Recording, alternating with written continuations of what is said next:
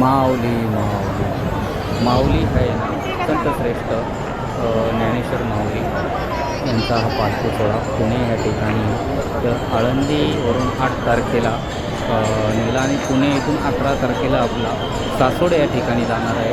तर पुण्यामध्ये जी गर्दी आपण पाहतो ना, ही वारकऱ्यांची गर्दी, संतांची गर्दी, एवढी मोठी गर्दी आहे का हे 2 करोड प्लस पब्लिक आहे. तर पब्लिक आहे ना रोडवरती सुद्धा बसत नाही. दोन्ही रोड कुटुंब आणि तुकडे भरून चाललेले आहे वारकऱ्यांच्या प्रवाहाने.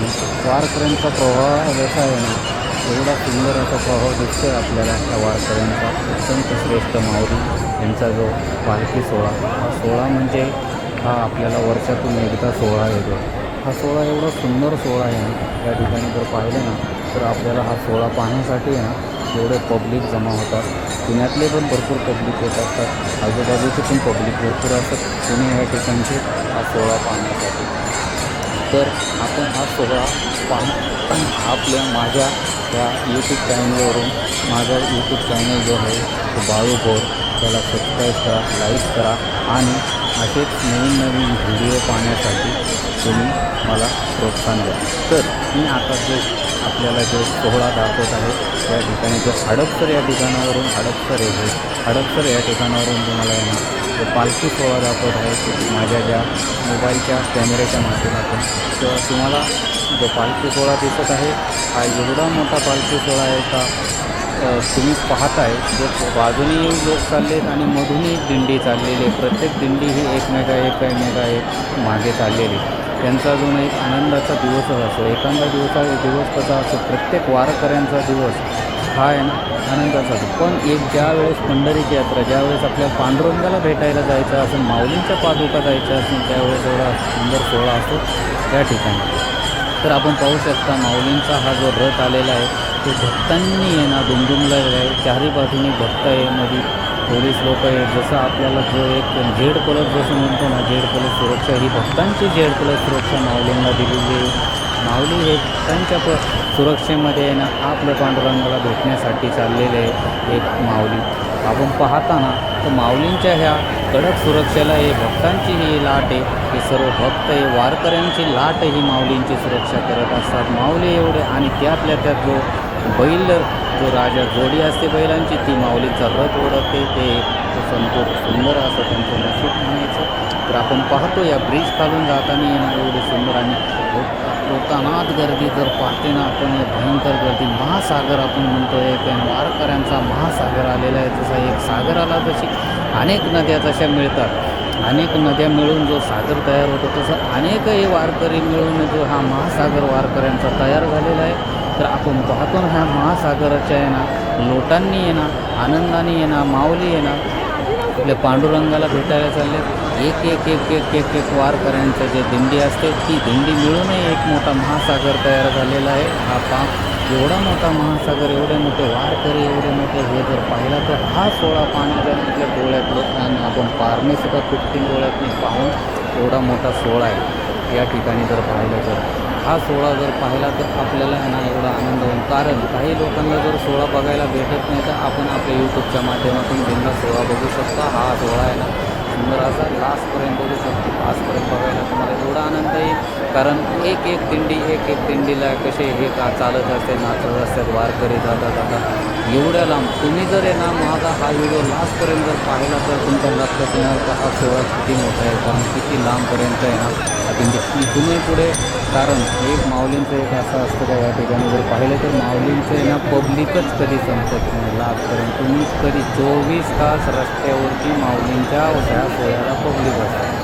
हे माऊलींचं एक आहे ना कधी 21व्या वर्षात जी आहे ना समाधी घेतली आणि त्यांनी आहे ना जातीभेद न पाळता त्यांनी संतांनी आहे ना एक मताची जी शिकवण दिली माऊलींनी, आणि एक मताच्या शिकवणीनेच आपले वारकरी एक मताने राहून आपल्या सोहळ्याचा आनंद घडवत असतात.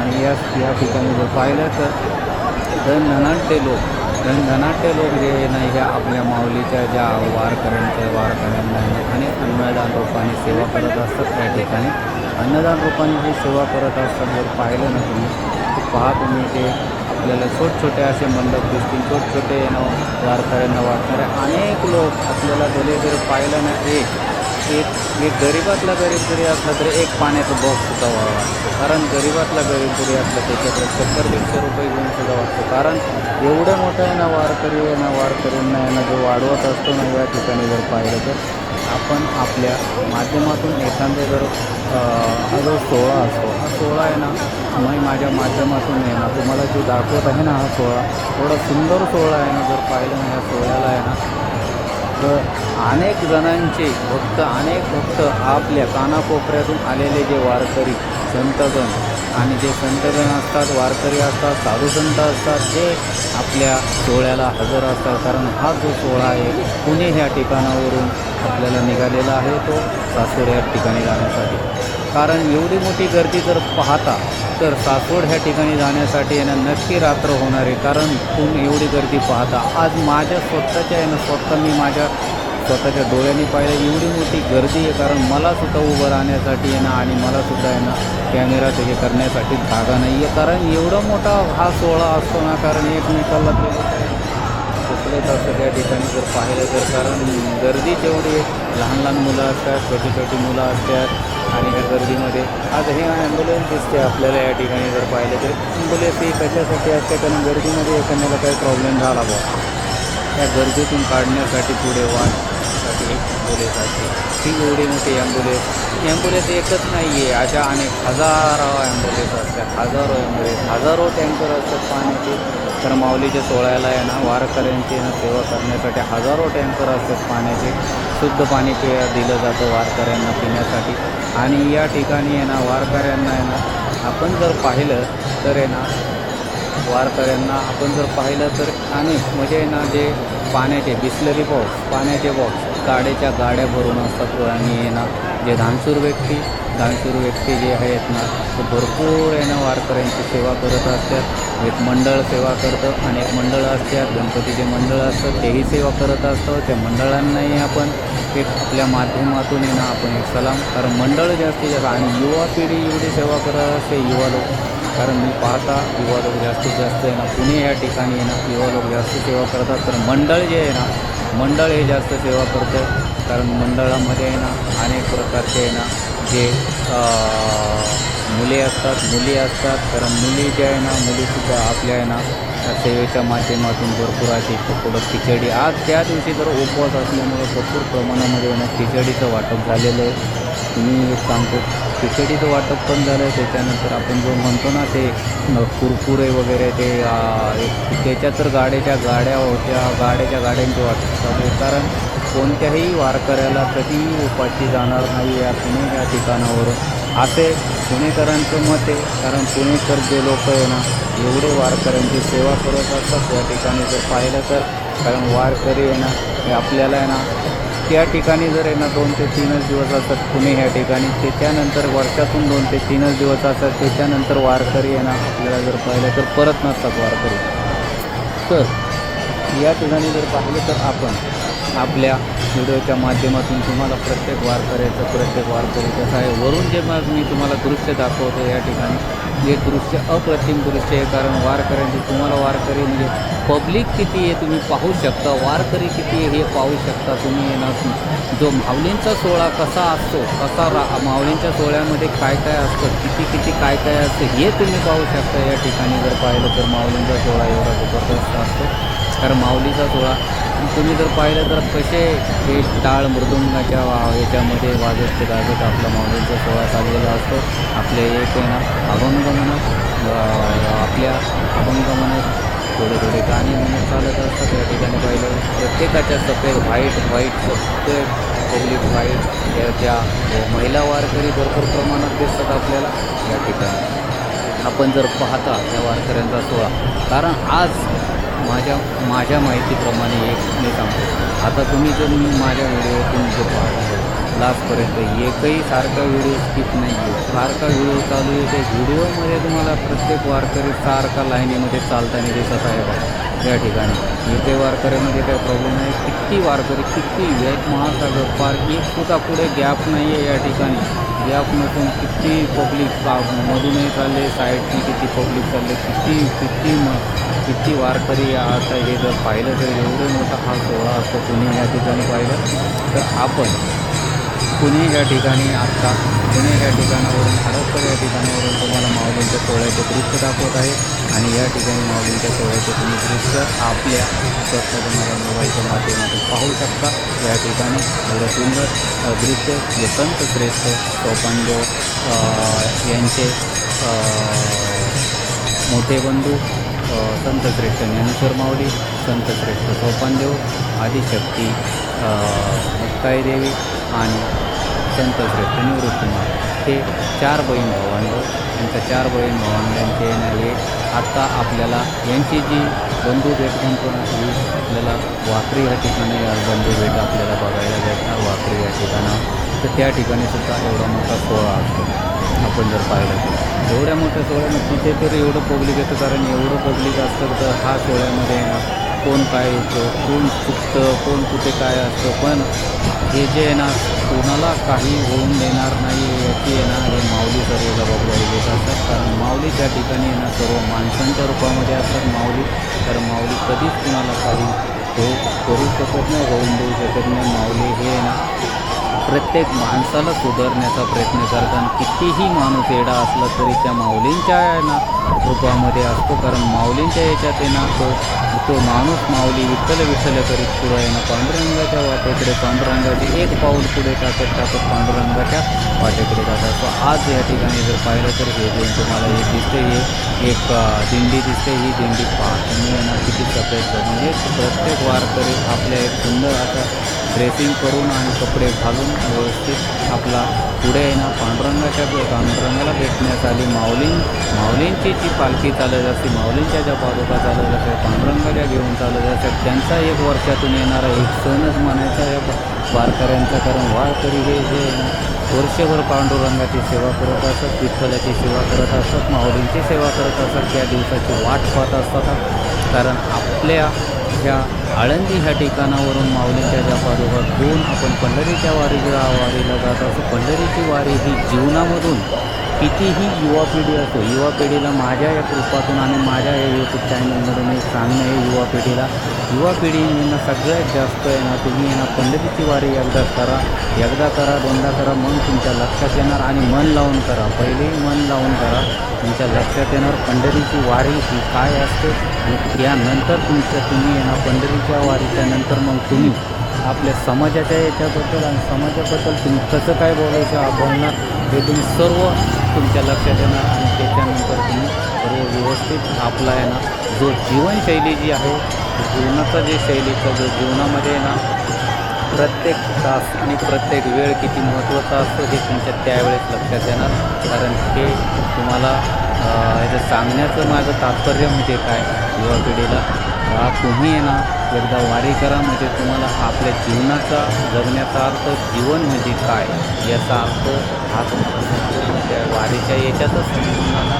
आणि त्याच्यानंतर आपला पांडुरंग देव आणि हे तुमच्या लक्षात येणार. त्याच्यानंतर तुम्ही सर्व आपल्या जीवनामध्ये जगण्याचा आणि याचा रुटीन तुम्हाला तुमच्या लक्षात येणार.